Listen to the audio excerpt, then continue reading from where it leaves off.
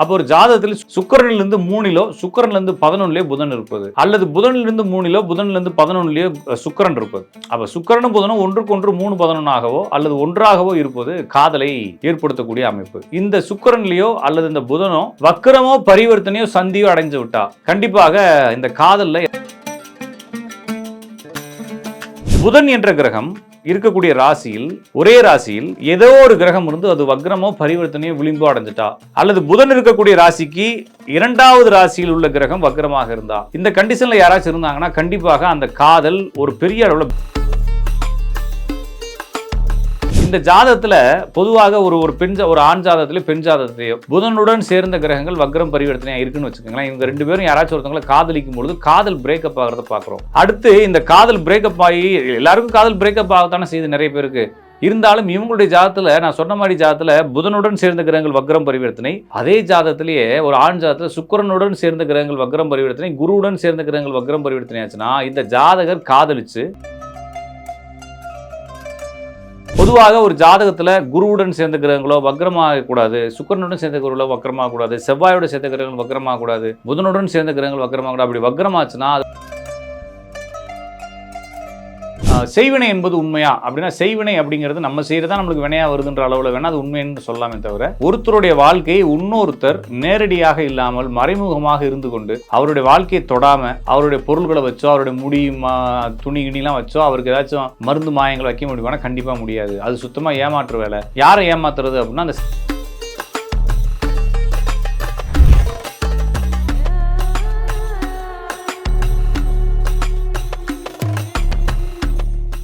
Real one ஆன்மீகம் நேயர்கள் அனைவருக்கும் அன்பு வணக்கங்கள். நான் உங்கள் ஜோதிடன் ராஜநாடி காப்பா. மீண்டும் இந்த காணொலி வாயிலாக உங்களை சந்திப்பதில் மிகுந்த மகிழ்ச்சி. இந்த சேனலில் நிறைய ஜோதிட விஷயங்களை பற்றி பேசிட்டு வரோம். இன்று நாம் பேசக்கூடிய தலைப்பு ஒரு ஜாதகத்தில் காதல் என்ற விஷயத்தை எந்த கிரகம் கொடுக்கிறது, அப்படி காதலாக இருந்தால் அந்த காதல் கைகூடுமா அல்லது காதல் பிரேக்கப் ஆயிருமா, அப்படி காதல் கைகூடுனாலோ பிரேக்கப் ஆனாலோ இல்லை ஏதோ ஒரு விஷயத்தில் இது எங்கே போய் நிற்கும், அல்லது இந்த ஜாதகருக்கு எதிர்த்து பெற்றோர்களை எதிர்த்து செய்யக்கூடிய திருமணம் செய்வாரா, அவசர திருமணம் நடக்குமா, இந்த ஜாதகர் வேறு ஒரு ஜாதியில் இருக்கக்கூடிய அல்லது வேறு ஒரு இனம் மதம் சார்ந்த விஷயங்களை பொருள் அந்த காதலை ஏற்படுத்தி கொள்வாரா, இது மாதிரி அப்படி பண்ணிக்கிட்டா அதுக்கான கிரக நிலைகள் என்ன அப்படின்றது பொதுவான கேள்வியாக இருக்கிறது. நான் உங்களுக்கு சொல்றது ரொம்ப சிம்பிளா நான் உங்களுக்கு சொல்லித்தரேன். ஒரு ஜாதகத்துல எதிர்பாலினத்தை ஈர்க்கக்கூடிய தன்மை, நம்ம சொல்றது ஆண் ஜாதகமாக இருந்தாலும் பெண் ஜாதகமாக இருந்தாலும் எதிர்பாலினத்தை ஈர்க்கக்கூடிய தன்மையை குறிப்பிடுவது சுக்கிரன். அப்ப சுக்கிரன் என்ற கிரகம் தான் எதிர்பாலின தன்மையை ஈர்ப்பது. அடுத்து இந்த எதிர்பாலினத்தன்மை ஈர்க்கக்கூடிய அந்த தகவலை சொல்லணும் இல்லையா. நான் சொன்னால்தான் காதலா அப்படின்னு சொல்லி ஒரு பாட்டு இருக்கு மாதிரி, சொன்னால்தானே காதல், அது என்ன ஒருதலை காதல் மாதிரி வச்சுக்கிட்டு அது காதலே இல்லைன்ற மாதிரி சொல்லணும். அப்படி ப்ரப்போஸ் பண்ணி அந்த ப்ரப்போஸ் பண்ணதை அக்செப்ட் பண்ணி அது கம்ப்ளீட் ஆனதான் காதல். எனவே அந்த சுக்கிரன் என்ற எதிர்பாலின கவர்ச்சியுடன் தகவலை பரிமாறக்கூடிய புதன் சேர்ந்தால்தான் காதல். அப்போ ஒரு ஜாதகத்தில் சுக்கிரனும் புதனும் சேர்ந்திருந்தால் காதல் வசப்படுவார்கள். சார் நீங்க சொல்ற மாதிரி சுக்கிரனும் புதனும் சேர்ந்திருந்தாலும் என்ன கண்டிஷன்லனா ஒரு கட்டத்தில் சேர்ந்திருக்கலாம், ஓகே. அடுத்து வேற ஏதாச்சும் லாஜிக் இருக்கான்னு கேட்டா சுக்கிரனிலிருந்து 3லோ சுக்கிரனிலிருந்து 11லயோ புதன் இருப்பது, அல்லது புதனிலிருந்து 3லோ புதனிலிருந்து 11லயோ சுக்கிரன் இருப்பது. அப்ப சுக்கிரனும் புதனும் ஒன்றுக்கு ஒன்று 3-11ஆகவோ அல்லது ஒன்றாகவோ இருப்பது காதலை ஏற்படுத்தக்கூடிய அமைப்பு. இந்த சுக்கிரன்லயோ அல்லது இந்த புதனோ வக்கிரமோ பரிவர்த்தனையோ சந்தியோ அடைஞ்சு விட்டா கண்டிப்பாக இந்த காதலில் ஏதாச்சும் ஒரு சின்ன குளறுபடிகளோ அல்லது காதலில் ஒரு போராட்டமோ அல்லது காதல் இல்லாத நிலையோ கூட ஏற்படலாம். இன்னொரு விஷயம், நான் சொல்லக்கூடிய விஷயத்தை சரியா புரிஞ்சுக்குங்க. புதன் என்ற கிரகம் இருக்கக்கூடிய ராசியில் ஒரே ராசியில் ஏதோ ஒரு கிரகம் இருந்து அது வக்ரமோ பரிவர்த்தனையோ விளிம்போ அடைஞ்சிட்டா, அல்லது புதன் இருக்கக்கூடிய ராசிக்கு 2வது ராசியில் உள்ள கிரகம் வக்ரமாக இருந்தா, இந்த கண்டிஷன்ல யாராச்சும் இருந்தாங்கன்னா கண்டிப்பாக அந்த காதல் ஒரு பெரிய அளவில் பிரேக்கப்ல போய் முட்டிட்டு நிற்கும். சார் நீங்க சொன்ன மாதிரி வக்ரம் பரிவர்த்தனை இல்லை, கூட இருக்கக்கூடிய கிரகங்களும் வக்ரம் பரிவர்த்தனை அல்ல, 2வது ராசிக்கூடிய கிரகம் வக்ரமா இல்லை. அப்போ என்ன சார் ஆகுனா காதல் கடிந்து நல்லபடியாக முடிவதற்கு வாய்ப்பு இருக்குது. சார் என்கிட்ட சுக்கிரன் புதன் இருக்குது ஆனால் பிரச்சனை ஓடுதே சார், எங்கள் வீட்டில் நீங்கள் சொன்ன மாதிரி பிரச்சனை இல்லாமல் இல்லை, நிறைய பிரச்சனை இருக்குது சார் அப்படின்னா உங்கள் ஜாதகத்தில் பாருங்கள் குருவும் கேதுவும் சேர்ந்துருக்கும். ஒரு ஜாதகத்தில் குருவும் கேதுவும் சேர்ந்து விட்டால் அப்நார்மல் மேரேஜ்னு சொல்கிறோம். அப்நார்மல் மேரேஜ்னா என்னது? 2 வயசு 3 வயசு 3 மாதம் 6 மாதம் மூத்த பெண்ணை கல்யாணம் செய்யக்கூடிய அமைப்பு, அல்லது 7-8 வருஷம் கம்மியான ஒரு பெண்ணை திருமணம் செய்யக்கூடிய அமைப்பு. அப்படி இல்லாட்டினா அவசர திருமணமாக கோயில்லையோ ரிஜிஸ்டர் ஆஃபீஸ்லையோ பண்ணக்கூடிய அமைப்பு. அது பெற்றோர்கள் எதிர்த்தோ பெற்றோர்களை எதிர்க்காமலோ சின்னதாக சிம்பிளான ஒரு கல்யாணம் சொல்கிறீங்களா, கோயிலில் பண்ணோம் சார், 4 பேரை வச்சு பண்ணோம் சார், 10 பேர் தான் சார் வந்தாங்க, தாலி மட்டும் கட்டி கூட்டு வந்துட்டேன் சார்னு சொல்கிற அமைப்புகள்லாம் சுக்கிரனும் புதனும் சேர்ந்து அதே ஜாதகத்தில் குருவும் கேதுவும் சேர்ந்துதான் இந்த விஷயம் நடக்குது. சார் சுக்கிரன் குரு புதன் சேர்ந்துருக்குது, குருக்கு சேர்ந்துருக்குது. குருவோருக்கு 1-5-7 போல செவ்வாய் இருக்குது அப்படின்னா கண்டிப்பாக பஞ்சாயத்து பண்ணி கல்யாணம் பண்ண போகிறாருன்னு அர்த்தம். சரிங்களா? அடுத்து ஒரு ஜாதத்தில் குருக்கு எது சேரல, குரு ராகு சேர்ந்துருக்கு சார் அப்படின்னா அவர் அந்நிய மதம், அந்நிய ஜாதி, அந்நிய மொழியில் இருக்கிறவங்கள கல்யாணம் பண்ணி கூட்டு வர போகிறாரு. அப்போ நான் சொன்ன சுக்கிரன் புதன் காதல், சுக்கிரன் புதனுடைய வக்ர பரிவர்த்தனைகள், காதல் இருக்கக்கூடிய பிரச்சனைகள், சுக்கிரனுடன் புதனுடன் இருக்கக்கூடிய கிரகங்கள் வக்ரம் பரிவர்த்தனையாவது காதல் பிரேக்கப்பு, இந்த மாதிரி கண்டிஷன்ல இருந்து இது காதல் பிரேக்கப் ஆச்சுன்னா அடுத்த காதல்கள் சக்ஸஸ் ஆகும். எப்படி இருந்தாலும் இந்த குரு கேது என்பது அப்நார்மல் கல்யாணத்தையும், குரு ராகு என்பது வேற்று மத, வேற்று மொழி, வேற்று இன கல்யாணத்தையும் ஏற்படுத்துகிறது.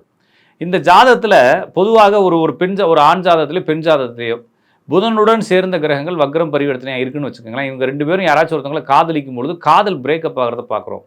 அடுத்து இந்த காதல் பிரேக்கப் ஆகி எல்லாருக்கும் காதல் பிரேக்கப் ஆகத்தானே செய்யுது நிறைய பேருக்கு. இருந்தாலும் இவங்களுடைய ஜாதத்தில் நான் சொன்ன மாதிரி ஜாதத்தில் புதனுடன் சேர்ந்த கிரகங்கள் வக்ரம் பரிவர்த்தனை, அதே ஜாதத்திலேயே ஒரு ஆண் ஜாதத்தில் சுக்கிரனுடன் சேர்ந்த கிரகங்கள் வக்ரம் பரிவர்த்தனை, குருவுடன் சேர்ந்த கிரகங்கள் வக்ரம் பரிவர்த்தனை ஆச்சுன்னா இந்த ஜாதகர் காதலிச்சு அந்த காதல் பிரேக்கப் ஆகி இந்த பெண்ணு வேற யாரையாச்சும் கல்யாணம் பண்ணதுக்கு அப்புறமா இவர் அந்த பெண்ணை திருப்பி கல்யாணம் பண்ணிட்டு வரக்கூடிய யோகங்கள் நடக்குது. அப்போ நான் சொன்ன விஷயத்தை மறுபடியும் ரீவைண்ட் பண்ணி போட்டு பாருங்க. ஏன்னா நான் சொல்றது கொஞ்சம் வேகமாக சொல்லிட்டு வரேன், உங்களுக்கு புரியாது. அப்படி புரியாட்டினா நீங்கள் என்ன செய்வீங்கன்னா மறுபடியும் இந்த வீடியோவை ரீவைண்ட் பண்ணி போட்டு பார்த்தீங்கன்னா நான் சொல்லக்கூடிய தகவல்கள் இருக்கும்.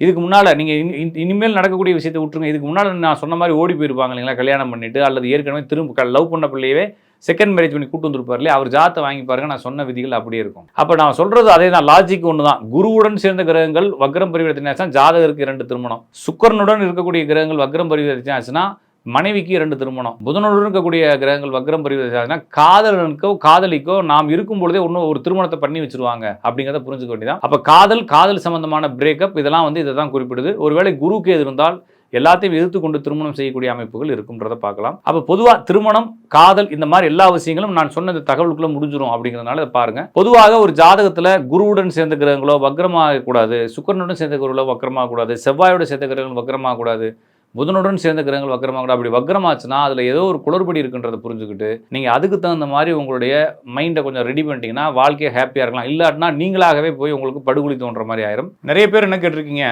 இந்த செய்வினை அப்படின்னு சொல்கிறாங்களே சார், அது உண்மையா? அப்படி வச்சா அது நடக்குமா?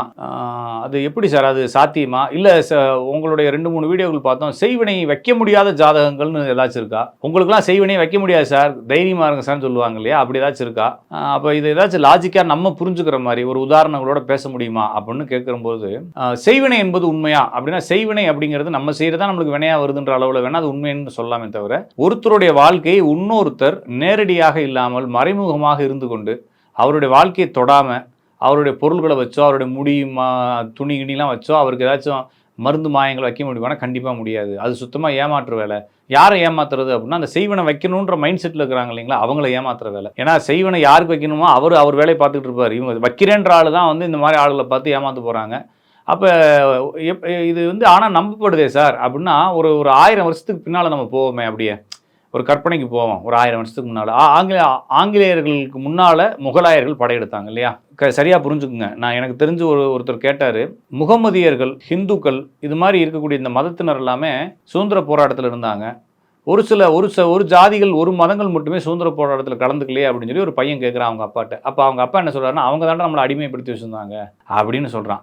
அதற்கு முன்னால காலத்தில் அப்போ ஒருத்தர் என்ன சொல்கிறாருன்னா, நாங்கள் தாண்டா சுதந்திர போராட்டத்தில் கலந்துக்கிட்டோன்னு ஒரு மதத்துக்காரங்க சொல்கிறாங்க. அப்போ இதுக்கு முன்னால் நீ எதுக்கு உள்ளே வந்த, இந்த ஊருக்கு வந்தேன்னு கேட்டால், நானும் அடிமைப்படுத்த தான் வந்தேன் அப்படிங்கிற 200 வருஷ வரலாறுகள் வேறு மாதிரியும் 500 வருஷ வரலாறுகள் வேறு மாதிரி இருக்கும்போது, அப்படி நீங்கள் என்ன செய்யணும், அப்படி இன்னும் ஒரு 800 வருஷ வரலாறுகளுக்கு முன்னால் போகும்போது முகலாயர்களும் இந்த ஊருக்கு எதுக்கு வந்தாங்கன்னா, ஏதோ ஒரு படையெடுப்பாக இந்த நாட்டை கைப்பற்றுறதுக்காக வந்தாங்க இல்லைங்களா. அப்போ நம்ம ஊரில் தாந்திரிகங்கள், மாந்திரிகங்கள் இதெல்லாம் வளர்ந்த காலங்கள் தான். அப்போலாம் மந்திரவாதிகள் அதெல்லாம் இருந்த காலம்தான். அப்போ இந்த மந்திரங்கள், மாயங்கள் பண்ணி அவங்க என்ன செஞ்சுருக்காங்கன்னா, செய்வனை வச்சு வந்த ஆங்கிலேயர்களையும் முகலாயர்களையும் இவங்க என்ன செஞ்சுருக்காங்கன்னா, செய்வனை கட்டு இல்லைங்களா, வாயை கட்டி கையை கட்டி அவங்களுக்கு ஏதாச்சும் ஒரு நோய்களை கொடுத்து, குட்டிச்சாத்தான், பில்லி, ஏவல்ஸு எல்லாத்தையும் என்ன பண்ணியிருக்கணும், ஏவி விட்டு அவங்கள ஃபுல்லாக அடித்து தும்சம் பண்ணியிருக்கணும் இல்லைங்களா. ஆனால் அப்படி எதுவும் பண்ணலை. எந்த நாடு மாந்திரிகங்களுக்கும் செய்வினைகளுக்கும் தாந்திரிகங்களுக்கும் ஃபேமஸ் ஆனதோ கேரளா, அந்த நாடு தான் மொத்தத்துக்கே வேறு மதங்களை மாறினாங்க. அதனால அவங்களை சார்ந்து நகர்ந்தாங்கிறப்ப, அப்போ செய்வனையை வச்சுக்கொண்டு ஒன்றும் இவங்களால பண்ண முடியலன்னு தானே அர்த்தம். உண்மைதானங்க. இப்போ பக்கத்து வீட்டுக்காரனுக்கு செய்வனை வச்சு என்ன போகுது, பக்கத்து நாட்டுக்காரன் நம்ம நாட்டை கைப்பற்றுறப்போ அவனுக்குள்ள நீ வச்சுக்கணும் மருந்துன்ற மாதிரி. இதெல்லாம் சும்மா ஆசைக்கு பேசுறதுக்கு நல்லாயிருக்கும். பயந்தவனுக்கு இந்த மாதிரி செய்வனைகளை வைத்து பயமுறுத்தலாமே தவிர இது யாருனாலையும் செய்ய முடியாது. சரி, நீங்கள் செய்வனை வச்சாலும் வைக்க முடியாட்டினாலும் யாருக்கு இந்த செய்வனை சிந்தனைகள் வரும் அப்படின்னா, இந்த ராகு கேது சந்தியில் இருக்கிறவங்களுக்கு, குரு ராகு இணைந்திருக்கிறவங்களுக்கு, குரு சந்திரன் இணைந்திருக்கிறவங்களுக்கு நம்மளுக்கு யாரோ டிஸ்டர்ப் பண்ணுறாங்க அப்படிங்கக்கூடிய பய உணர்வுகள் ஏற்படும். இந்த குரு ராகு இருக்கிறவங்களுக்கு ரொம்பவே அதிகமான பயம், அமானுஷ்ய நம்பிக்கைகள் அதிகமாக இருக்கும். ஒரு ஜாதகத்தில் சனி வக்ரமாகவோ, சனி பரிவர்த்தனையாகவோ, சனி விளிம்புலோ, அல்லது சனி கேது சேர்ந்திருந்தாலோ இவங்களுக்கு வந்து செய்வனை பயமோ அல்லது செய்வனை வைக்க வேண்டிய அவசியமோ, இல்லைன்னா செய்வனை வச்சா கூட இவங்களுக்கு ஏதாச்சும் நடக்குமானா ஒன்றும் நடக்காது. அதே மாதிரி குரு சனி சேர்ந்திருந்தாலும் செய்வனை மேலே நம்பிக்கை இருக்குமே தவிர செய்வனை மேலே ஒரு அச்சம் ரொம்ப பயப்பட மாட்டாங்க. எனக்கு வேணா வச்சு போடுறா அப்படின்னு சொல்றக்கூடிய ஆளுகள் குரு சனி இணைவு, சனி கேது இணைவு தான். அப்போ செய்வனை என்பது பொய். அதோடு சேர்ந்து செய்வனையை வைக்கவே முடியாத அல்லது செய்வனை நம்பாத கிரகங்கள் என்பது நான் சொன்ன சனி கேது இந்த மாதிரி அமைப்புகள். செய்வனை நம்பக்கூடிய அமைப்புகள் குரு ராகு. குரு ராகு இருக்கிறவங்க பார்த்தீங்கன்னா சும்மாவே நம்ம வளர்ச்சி ஆகலை அப்படின்னா எதிர்த்து வீட்டுக்காரன் கண்ணு வைக்கிறான், அவன் மருந்து வச்சுட்டான், முட்டையை உடச்சி ஊற்றிட்டான், பூசணிக்காயை அடிச்சு விட்டான் அப்படின்ற மாதிரி எதையாச்சும் ஒன்று போட்டு குழப்பிட்டே இருப்பாங்க. இது வந்து அமானுஷ்ய நம்பிக்கைகளுக்குள்ளே வருது. எனவே இந்த விஷயங்களில் மக்கள் குழப்பிக்கொள்ள வேண்டாம். செய்வனை என்பது மாய மாந்திரியங்கள் என்பது யாருடைய வாழ்க்கையை மாற்றுறது. அப்படி மாற்றுறதா இருந்தால் முதல்ல இந்த மாந்திரியங்கள் பண்ணுறவங்க பெரிய கோடீஸ்வரனாகவோ, ஒரு மல்டி மில்லியனராகவோ, ஒரு இண்டஸ்ட்ரியஸராகவோ ஆயிருக்கலாம். அவங்க இன்னுமே வந்து அந்த 50-100க்கு மருந்து வச்சுக்கிட்டு இருக்காங்கன்னா அவங்களுக்கு இன்னும் வாழ வழியில். அப்போ அவங்கள நம்பி போய் நீங்கள் எப்படி வாழ்வீங்கன்ற நம்பிக்கையோட தெளிவாக இருங்க. ஜோசியம் என்பதும் மாந்திரியத்தோட தொடர்பு இல்லாதது, மதங்களோட தொடர்பு இல்லாதது. ஜோதிடம் என்பது பியூரா கிரகங்களை தொடர்பு கொள்வது. இந்த ஜோதிஷத்தை கொண்டு போய் இந்த செய்வனையோட குலதெய்வ சாபங்கள், குலதெய்வ தோஷங்கள், குலதெய்வத்தை எழுப்பி கூட்டு வருது, மாயங்கள், மாந்திரியங்கள், இப்போ தாந்திரிக பரிகாரம் அப்படிலாம் நிறைய சொல்லிக்கிட்டு இருக்காங்க. அதெல்லாம் சும்மா போய் உருட்டு. ஜோசியத்தில் எதுவுமே கிடையாது. ஜோசியம் என்பது ஒரு மனிதனுடைய வாழ்க்கையை படித்து கூறுவது. அப்போ ஒரு மனிதனுக்கு 2 கைகள் இருக்கும் அப்படின்னு படிக்கிறோம். இதுதானே அறிவியல். ஒரு மனிதனுக்கு 4 கைகள் வளர வைப்பது எப்படி அப்படின்னு சொல்லி ஒரு அறிவியல் புக்கில் ஒரு பேப்பரை ஒட்டி வச்சு படிக்கிறானா எப்படி இருக்கும்? அது மாதிரி தான் ஜோசிக்காரங்க பரிகாரத்தை ஒட்ட வைக்கிறாங்க. அறிவியல் உங்களுக்கு 4 கைகள் இருந்தால் எப்படி இருக்கும்? கற்பனை செய்து பாருங்கள். இன்னும் அதிகமான வேலைகள் செய்யலாம். எனவே 4 கைகள் வளர்வதற்கு எங்கே போய் விளக்கேற்றணும்னு சொல்லி ஒருத்தன் எழுதி அறிவியல் நோட்டில் ஒட்டி வச்சு தான் வச்சுக்கோங்க. எப்படி இருக்கும்? அது மாதிரி ஒருத்தன் ஜோசிய நோட்டில் ஒட்டி வச்சுருக்காங்க. அவங்க தான் பரிகாரம் செய்வாங்க. இந்த செய்வனை, மாந்திரிகம், மருந்து இந்த மாதிரி விஷயங்கள்லாம் அப்படி எதுவுமே உண்மை இல்லை என்பதை புரிந்து கொண்டு நம்ம ரொம்ப ரிலாக்ஸாக இருக்கணும். ஜாதகம் என்பது நமக்கு ஒரு உத்வேகத்தை கொடுப்பதற்கான ஒரு துறையை தவிர இதில் எந்த இடத்துலையும் போய் குழப்பிக்காதீங்க. இந்த செய்வனை மருந்தெல்லாம் நம்பாதீங்க. இந்த மருந்து செய்வனை எடுப்பதெல்லாம் எப்படி அப்படின்னு சொல்லிட்டு யூடியூப்ல நிறைய பேர் ஓப்பன் பண்ணி போட்டுக்கிட்டு இருக்காங்க. இதெல்லாம் ஃப்ராடு வேலை அப்படின்னு. எனவே ஜோசியத்தையுமே ஒரு அளவுக்கு மேலே நம்பாமல் இருப்பது சிறப்பு. ரொம்ப போட்டு குழப்பிக்காதீங்க. எல்லாமே வந்து நம்மளுக்கு நம்பிக்கை கொடுக்கும் வரை அல்லது வாழ்க்கை வாழ வைக்கும் வரை தான் அது வந்து ஒரு நல்ல துறையை தவிர அதுக்கு மேலே நம்மளை போட்டு மயக்குது, குழப்புது, பயமுறுத்துதுன்னா அந்த துறையை விட்டு வெளியேறது, அந்த துறையை நம்பாமல் இருப்பது சிறப்பு என்று இன்னும் நிறைய தகவல்களுடன் உங்களை அடுத்த வீடியோவில் சந்திக்கிறேன். உங்களிடமிருந்து விடைபெறுவது உங்கள் அன்பு ஜோதிடன் ராஜநாடி காப்பா.